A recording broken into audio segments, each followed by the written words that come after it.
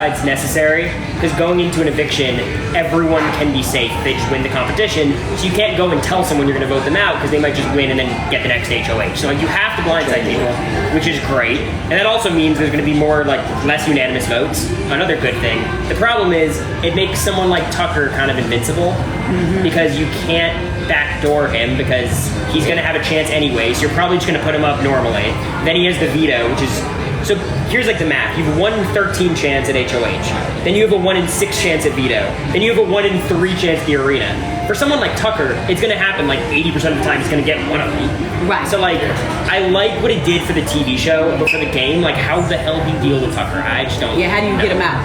Yeah. I think they got to do more chance games maybe for AI. Yeah. And it's probably not too, like, not fair, right? But like, do like a shuffleboard or something where it's truly anybody's game, and it's like, I mean, they have been doing like a good job with the AI games, but like leaving it up to chance like that, I think would be maybe a little bit better, right? And it's just like luck.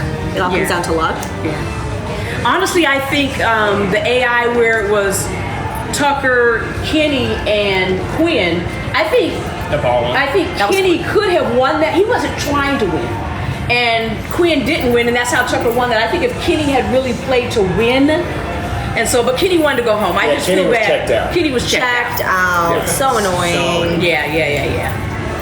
And what I'll speak to with the Kenny side of it, being a family man with 3 kids sitting at home, that game is psychologically heavy, guys. Like, it's a lot being away from your family for that long. So I think a lot of people, like, in the game, they give him a little bit of, like, that, like, you know, that, and I get it for as a game player, like watching that kind of thing. It is like you worked so hard, and he applied for years to get on the big brother.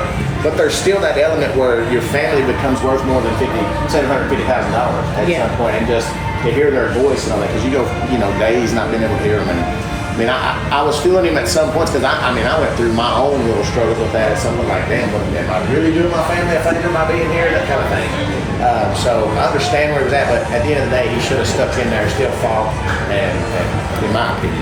And actually, that was, I don't know if they showed it on I can't remember if they showed it, but I remember actually having a conversation with Cirie and Izzy. Now again, I never knew when they were talking real to me or making stuff up, but that was one of the things that they said to me when we were really debating, because we went back and forth. In the morning that you went home, we were actually voting Jag out. And then, we were voting Jag, and then they came to me and they made the statement, no, you got to get rid of Red. Red's going to take you out. He said you become a problem, blah, blah, blah. And then Cirie says, I think Red really wants to go home. She said, I think he's missing his family and he really wants to go home, so this is probably better for him. I think Cirie was playing you. I think she was playing. I think Cirie wanted I think Cirie wanted because of the Jared thing. I mean, 100%. She did.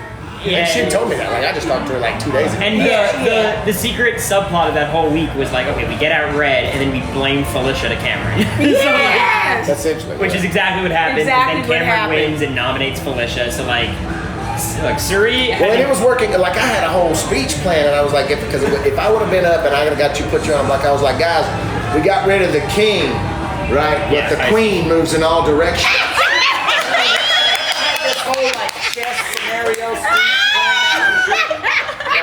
But then it changed. Blast my ass. Like, at some point, like, that was kind of the plan, but we never really made it to that point because shaky hands over here and push-ups. I couldn't do that. I knew when I lost that veto that I was probably going home. Yeah. Because the only person that would have stayed in the house if I'd have been put up on the block next to was America. And I campaigned to get put on the block next to America at some point. We would have voted out Cam over you. Well, that's because we were already talking to Jag. But like, Jag had already, I had been having some conversation with him, and he was like, America's the best bet. America's the best bet. I was like, come to think of it, like, we don't really talk game. Same reason y'all were talking about me. We don't, not that there was any like bad blood or enemy or anything. It was just there was zero game talk. Yeah. So it was the easiest to put up because it was less like, oh, I feel bad. Right. Type situation.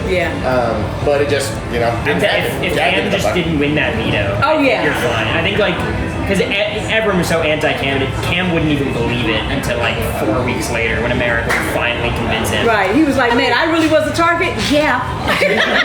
Why do you think everyone went into like a 2-week-long depression after you won the veto? You weren't the pawn. I think it all came down to like Cirie and Izzy. They were the ones making the decision. Those first 6 weeks. They did a lot of manipulating behind the scenes that people didn't realize. And they also did a lot of manipulating in front of the scenes too. Right. So it was very obvious, but it was still worth it. Yeah. Anything else? If not, it's fine. As far as like navigating social games, what would be your recommendation as far as like being able to communicate with people that you may not, maybe they're in an alliance that you know about, and maybe or they don't know that you know they're in an alliance. So this happened all season with me, where like I knew about all the alliances because Jared would tell me, and I'd have to talk to like Jag when I know Jag's working with all these people, but he's lying to me, and obviously he's lying to me because he's trying to be loyal to his group. I think the best thing you can do is just wait for your moment. Like if I have an HOH, all of a sudden I can bring that to Jag, and Jag has a lot of incentive to like be honest with me and be open. That the problem is you can't rely on that. Like eventually we got to a point where it was Izzy and you on the block. And for my game, I did not want Izzy out. I'd prefer Cirie or Jared, but I'm like, I don't know the next time we'll get a chance. So you just have to like pick the moment you're gonna have. And we voted out Izzy there, and the game flipped, and it flipped again against us at some point. But like, I think you just have to keep your bonds going and then just pick your spot and go for it. And I remember that week when I was on the block.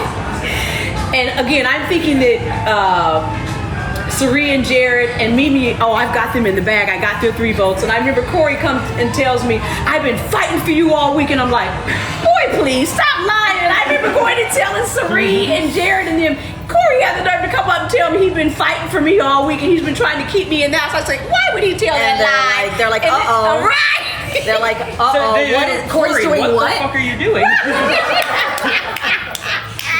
I have one of the turning points in the house was in the have-not room when you confronted Jared. That was like a big turning point in the game. I want to know how it was. off of the feeds, off of the cameras, for all of you that were left in the house. How it was all that right after that we didn't see. You know, it would have been fine if he had not won the competition right after. The HOH. He won the HOH that day. So basically what you all miss, because the feeds go down after me and Jared are fighting, and my whole thought is I can't stop fighting, because if I do, Cirie's going to corner Matt and Jag and flip them in 5 seconds, which I am certain she could have done. So basically we're just like filibustering, just waiting for the eviction to start.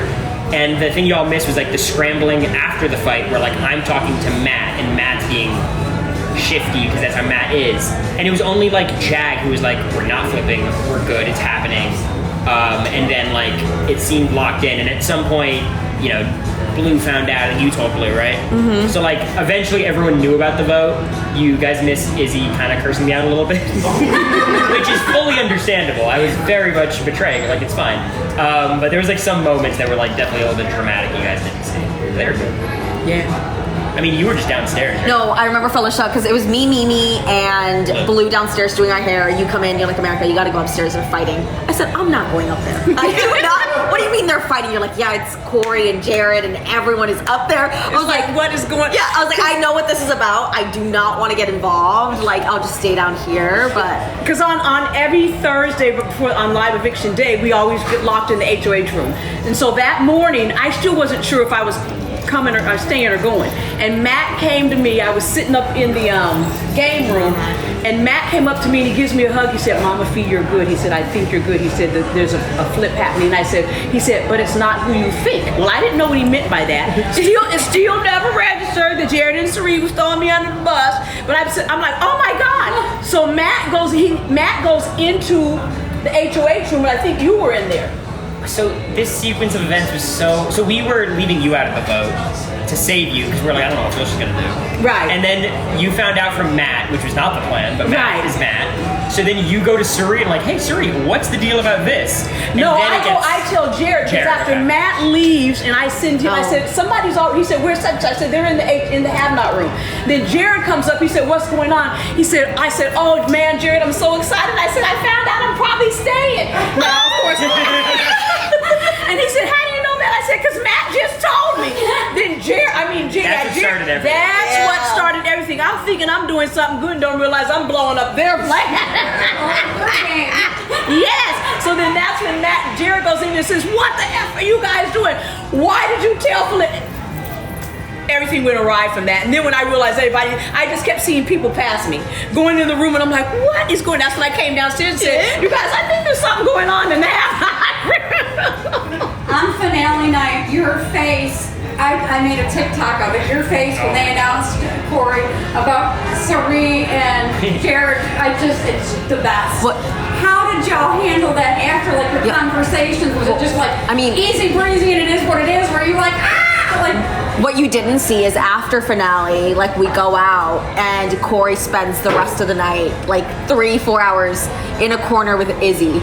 Just talking about every single decision because I think you were the one working the closest with them. Yeah. Well, honestly, I think we all kind of interacted with it differently because you weren't really working with them super closely, but you were tight with Cirie. You probably were the way I talk about this whole Cirie-Jared twist is like Jared obviously wasn't the best game player, so it ended up being okay. But so it didn't help Cirie that much, but it hurt a lot of other people. Like it basically killed your game, and it's just like you can't know that. Eventually, we figured out Jared and Cirie were like super close anyway, so at that point it didn't matter. But you just like replay every single conversation in your head that you had with any of them.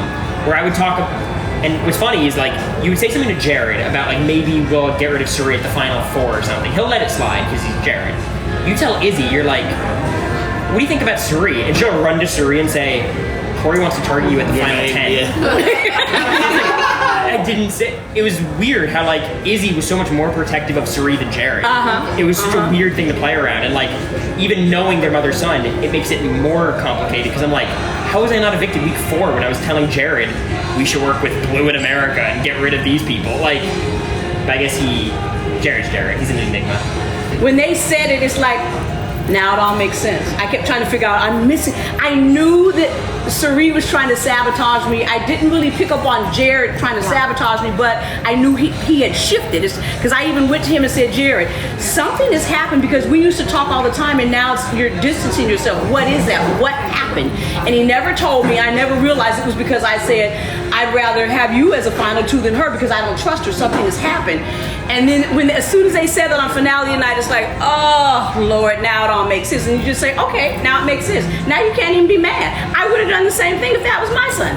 Wait, Felicia, do you know that, so, I don't know if this was on the episode, I don't remember, but Jared leaked it to Blue, but he said, my mom isn't here.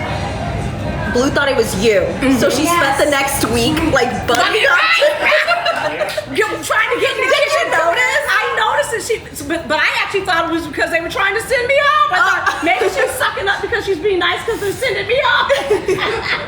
But I did notice, but I didn't realize that he had told, well, afterwards, later they told me, but I'm like, you told her that I was the mom?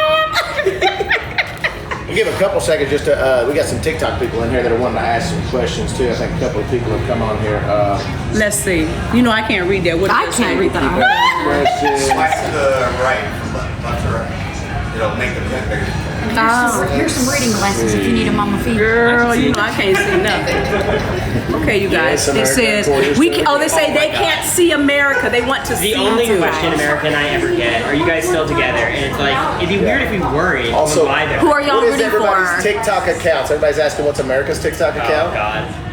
It's frail_king_lover. That's on TikTok. And then Mama Fe, what's your TikTok? Oh Lord, you guys gotta wait till this is over and I gotta look on my phone. I think it's just Felicia Cannon. It's just, yep. It is. Oh no, it's Mama Fe 27. Mama Fe 27. There you go. There you go. I was saying, I don't know.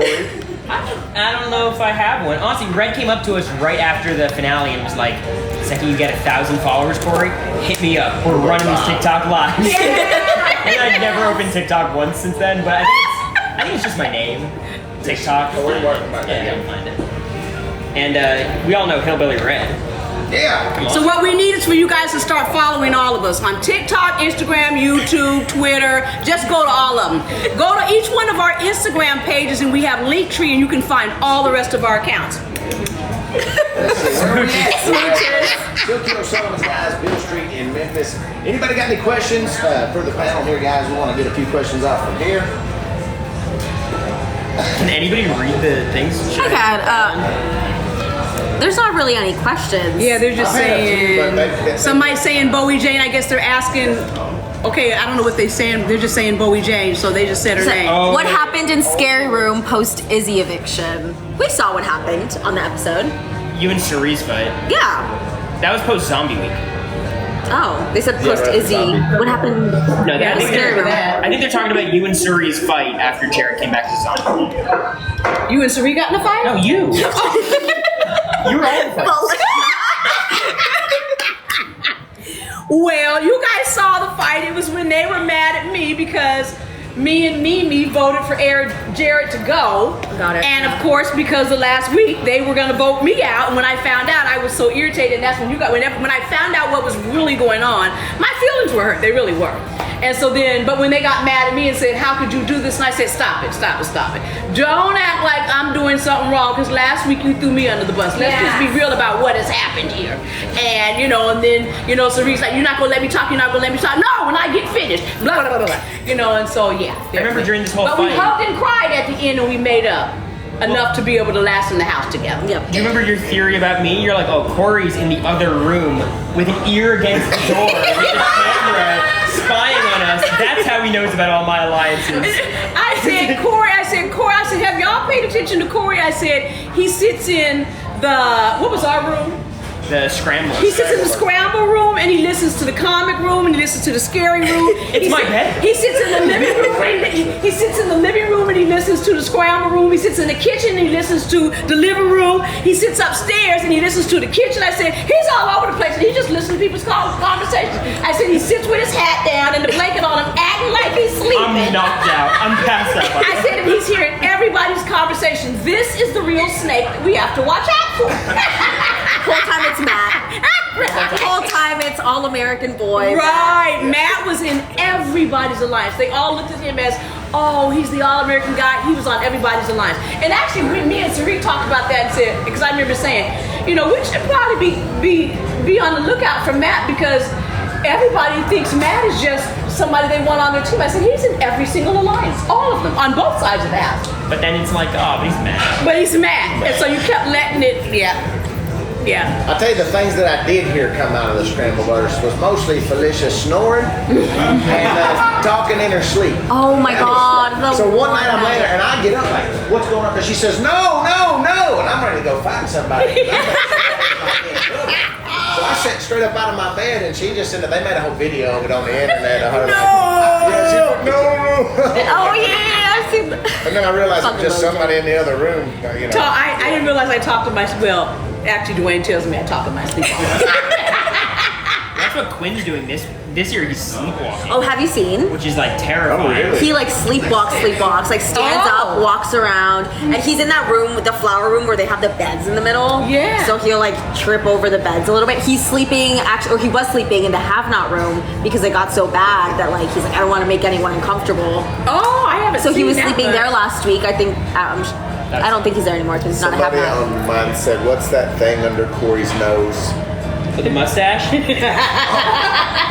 We love it, Cory. Tell me America. Have you never seen a mustache before? Grow up. That's Cory's mustache. Red, I gotta ask you this though. Yes. Because those guys said that you said Felicia's becoming a problem. What happened that made you say that? No. So what I told them, it wasn't that she was. I said that she's running around everywhere, and I don't know what she's doing. I see her talking to this person, to this person. Do y'all have her like you think you have her? And then Cirie would go, and it made me think like, I think they got Mama Fe. Like, I think they got Mama Fe. So to me, it was just that. Even though they were the ones that were switching things, they put you in a state of like running around. No, week that 5. made me Yeah. seem like in my point of view, it looked like it was you that was the culprit of that whole thing that was flipping the house. No, week 5, Cory came to me and it was, he's like, oh, Felicia's next. Like, that's who's next on their on their list. the Or like, whole- she's moved up, right? Talked about Yeah, no, because I remember the hearing whole that. plan that whole week was like, okay, we're gonna turn everyone against Felicia just in case Cam wins HOH. That was the whole plan. So like that's why they were like, Really? And you were the one trying to save her, trying to get rid of Jack that morning. Yes. Did you?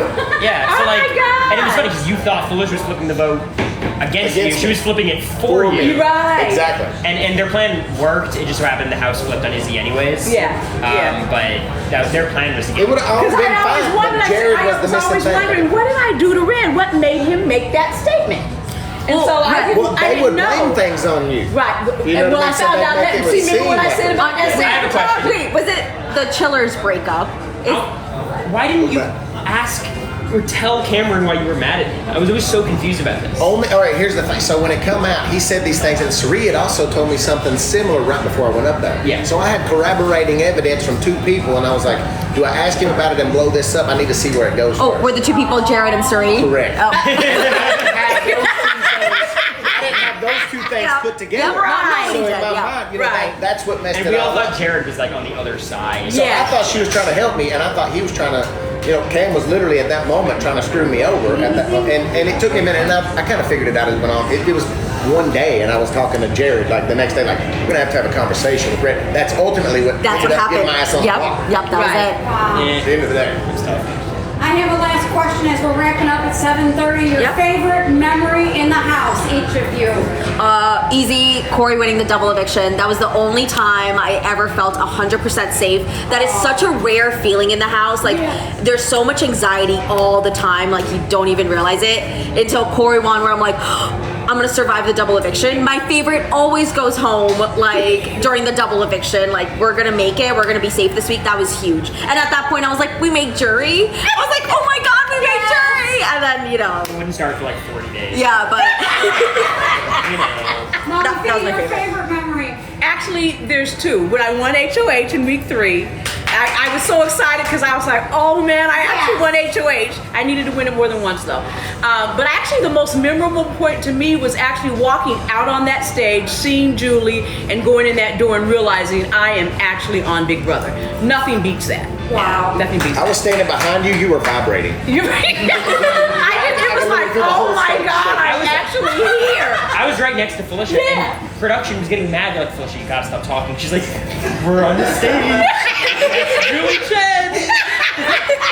And I'm like, I was so excited. oh my God. We love you. it was crazy. I mean, the double eviction was cool. I think flipping the vote on Izzy was like, oh, I'm playing. I'm having all these one-on-ones. The vote's flipping. That was like, but like weirdly enough, I think my favorite was just like the late night hangouts. It'd be like me, you, like Jag, Matt, maybe Blue, maybe someone else every given night.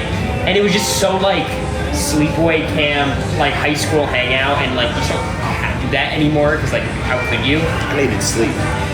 Well, I'll be up 3 o'clock in the morning. we made sure that Felicia would never get the lights off. That was our goal. It worked. But like that's what I look most fondly on. It was just like hanging out with like friends. Like it's like a weird thing. Like now you have to like organize without phones, an event. Yeah. it's like a very different experience. No social media for like 96 days. But imagine that. You're almost forced to have No real TV. conversation. Yeah, You it's like- literally have to talk. No alcohol. That was the longest season in how many seasons, or was it the Longest That is the ever. longest season they've ever longest had. season? Yeah, 100 days. My favorite time in the house was my eviction week. Even though it was my birthday and I have all kind of bad stuff, I wish I could have seen the full and uncut, unedited version of everyone in the house emulating Hillbilly Red. Oh my God. Yeah, that was so much fun. See that. It was hilarious. I was in tears, not just like emotionally moved because I was a little bit, because you got all these people, you know what I mean, they're going to be your friend, they're going to be your enemy throughout this whole entire game, you know what I mean? But in that moment, everybody is there because it's your birthday, you know what I mean? And all that kind of disappears, and we were all just kind of homies hanging out, and to have everybody like, I don't know, imitation's the highest form of flattery, and everybody that come on there and do their best version of Hillbilly Red, it was epic, and it was something that I'll never forget. You know, that was so funny. We Nice. actually have this bond of like me and Red are the only 2 people, and I apologize, Dwayne, who enjoyed a Felicia lap. It was just both of our birthdays. Felicia said, "Happy birthday, boys!" Wait, I cannot believe I was so ready to come out and like see that video, and it wasn't on the feed. No! Can you believe that? So for I begged him. I'm like, it we was can't. Labor Day, right? So Yeah. we were having fun in the backyard doing things. You're not allowed to talk about production. I'm sorry. But Cory's, we didn't have music. We didn't have alcohol. Oh, we did have alcohol, That but we was didn't my have music. personal request. I said like, I'm not trying to see Dwayne after this. I think I shocked Cory when I did that. It was actually genius because we had BB Comics a little bit after that, and I couldn't move my right leg. It was like the shin was just like shattered. Because I think I sat on your knees. That's one word for it. It wasn't that bad, you guys. No, it was so funny. We cracked. We were on the floor laughing. It was so funny. Now let's give these guys a hand. We're wrapping up. We got the pressure. finish up their life. Thanks for coming, everybody. Thank you guys. We're gonna come off now. We're gonna go inside in a few minutes. We're gonna watch the show.